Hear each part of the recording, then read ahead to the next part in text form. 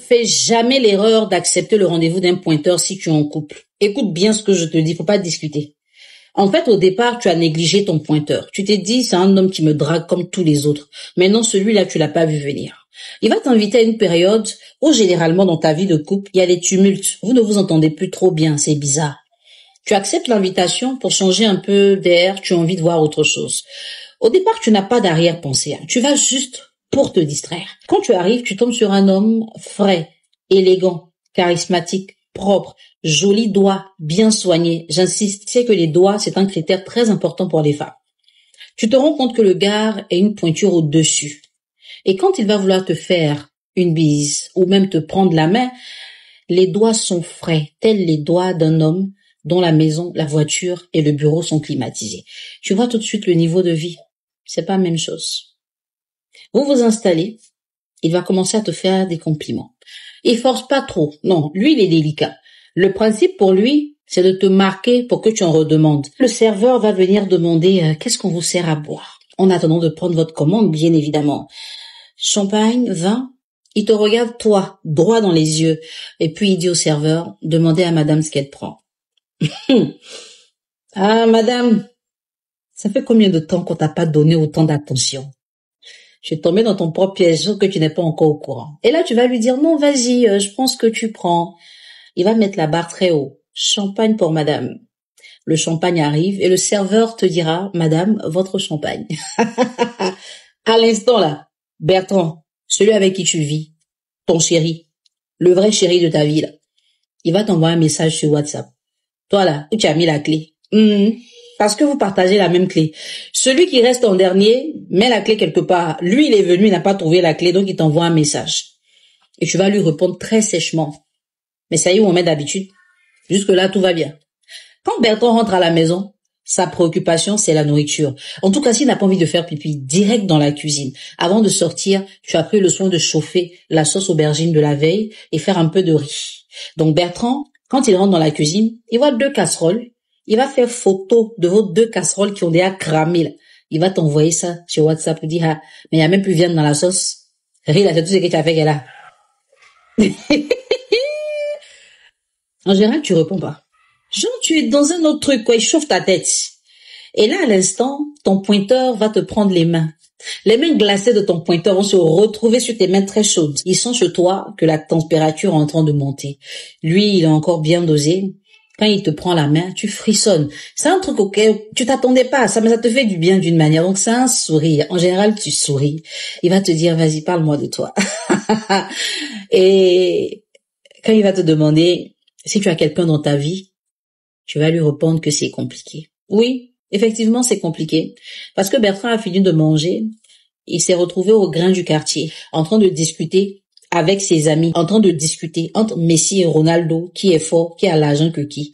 C'est compliqué, ta relation est compliquée. Il n'a pas tort. Donc tu vas pas trop t'étaler.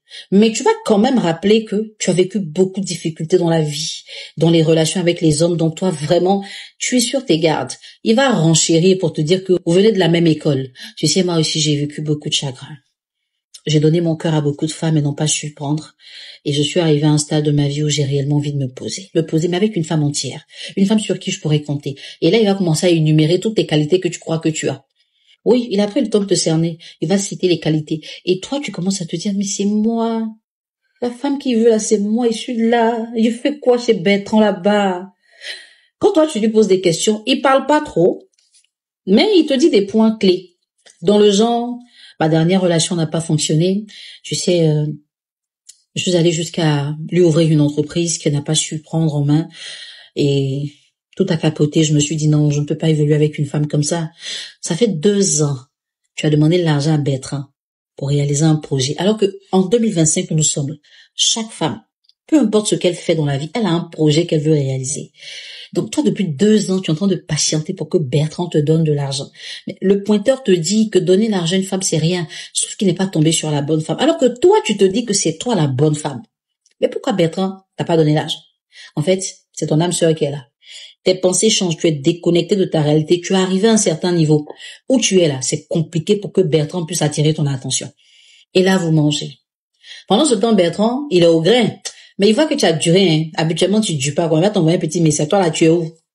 Pas de douceur. Rien pour te faire regretter ta présence avec le pointeur. En général, tu vas pas répondre à ce message, ça chauffe ta tête. Donc, toujours dans la conversation, vous arrivez au dessert et tu vas vouloir esquiver le dessert, non du genre, je veux garder la ligne. Non, il dit, non, t'inquiète pas, tu es magnifique comme ça.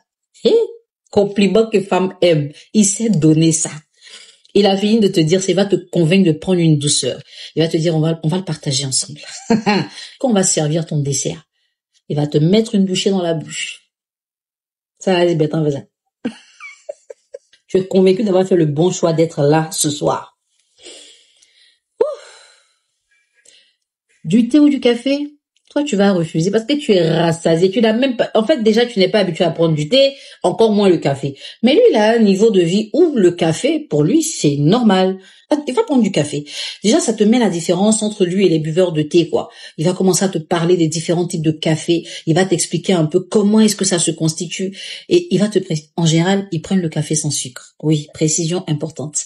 Donc quand tu entends ça sans sucre, tu as compris que tu n'es pas avec Bertrand. Tout est terminé là. Il faut maintenant payer. La facture arrive, tu la vois bien chargée. En général, tu la regardes de loin parce que tu n'es pas venu contribuer, n'est-ce pas? Mais ce qui peut tuer le cœur d'une femme, c'est un homme qui laisse les pourboires. Parce qu'en Afrique, le pourboire, c'est un peu comme un luxe. Les gens ne sont pas habitués à laisser les pourboires. Donc, quand un gars va draguer une femme et qu'il laisse un pourboire conséquent, de quoi donner un large sourire au serveur, la fille se dit, attends, s'il lui a donné ça, c'est que moi-même là, il a gagné beaucoup. Voici les points qui vont te faire valider la go. Et direction dans la voiture. C'est là que beaucoup de choses vont se jouer. Tu vas t'asseoir tout droit comme ça. Lui va s'asseoir un peu incliné vers toi. Le principe, c'est de discuter un peu. Quand il met le contact, deuxième point qui fatigue les femmes, il met le contact de la voiture. Il ne la bouge pas. Le moteur est lancé, mais très silencieux. Une musique de fond. En général, c'est une bonne rumba de Fali. Ou un petit compas. Je sais pas, mais un truc qui va te prendre. C'est-à-dire, quand tu entends le premier son, ça te prend d'une manière. Et après, tu reviens sur terre. Et c'est là qu'il va te dire, j'ai passé la plus belle soirée de ma vie. Hey! Bertrand encore à la charge. Hein. Là, il n'a pas d'unité pour t'appeler. Au grain, là, il va prendre le téléphone de quelqu'un. Tu vois un appel d'un numéro inconnu, tu vas pas te décrocher, ma chérie. Tu es trop concentré. Ils sont en train de te faire vivre la vie que tu mérites, n'est-ce pas? Tu vas pas répondre à l'appel. Et ton pointeur va te demander quand est-ce que on se revoit. Il va pas te proposer demain ou après-demain, non. Lui, il est venu te présenter ses atouts. Le principe derrière, c'est que toi, tu le valides et que tu lui cours après. Parce que le genre de pointeur comme ça, là, ils n'aiment pas trop se fatiguer. Non, ils aiment quand les choses avancent bien. Il va pas te mettre la pression, mais il y a une sorte de pression qui te met, qui te fait te presser de vouloir le revoir. Et quand tu lui diras, bah, c'est quand tu veux, il va te répondre dans le genre, si ça ne tenait qu'à moi, je te verrai toute ma vie. Hi. Il est dans quoi? Qui l'a appelé dans ta vie ce soir? Ça fait combien de temps Bertrand n'a pas dit ça? Hein? Oui, il est en train de mélanger tes programmes. Mélange tes programmes, tu es ailleurs. Mais petite précision, ce genre de pointeur ne donne pas l'argent. Donne pas l'argent. Tu veux connaître la suite? Dis-le moi en commentaire que je te fais une bonne suite.